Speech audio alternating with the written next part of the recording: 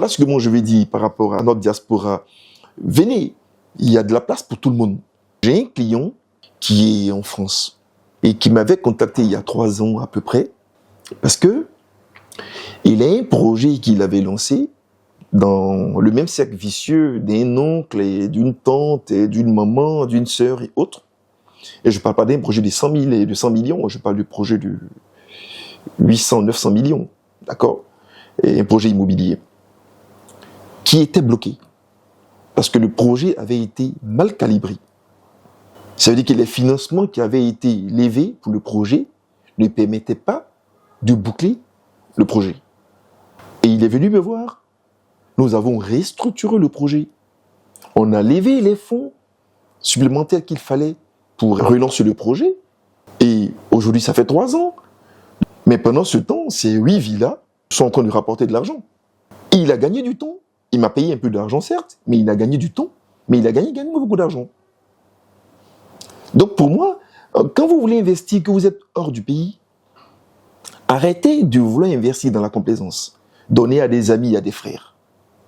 Je ne dis pas que, en valeur relative, il n'y a pas des gens qui seront honnêtes, qui vont vous accompagner. Je ne dis pas ça. Mais en valeur absolue, vous êtes sûr que généralement ça ne marche pas. Donc pour garantir votre investissement, pour sécuriser votre investissement, rapprochez-vous des gens qui sont spécialisés dans le domaine. Des gens qui peuvent vous accompagner de bout en bout. Moi, je prends le cas de la dame que je viens de rencontrer, et aujourd'hui qui m'a parlé de ses projets.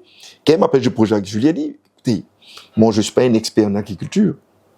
Donc ce que je vous recommande, c'est déjà de discuter avec un expert en agriculture pour qu'il puisse calibrer le projet sur la partie technique. Donc les besoins techniques. Par la suite, moi en tant qu'expert comptable, je vais intégrer la dimension économique et financière du projet. Et ça part de cet instant qu'on va rechercher les financements et autres qui vont avec. Chacun joue son rôle là-dedans.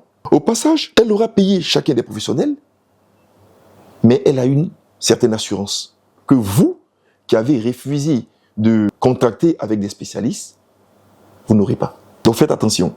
Vous travaillez déjà durement dans ces pays-là, donc l'argent que vous gagnez, vous devez faire en sorte de pouvoir l'utiliser de telle manière que ça vous profite dans les années à venir. Voilà ce que moi je vais dire par rapport à notre diaspora. Venez, il y a de la place pour tout le monde. Mais ne venez pas comme dans une foire. Venez de manière ordonnée et organisée. N'écoutez pas les gens qui vont vous dire ceci, cela, non. La vie ne marche pas comme ça. La vie marche dans l'ordre et l'organisation.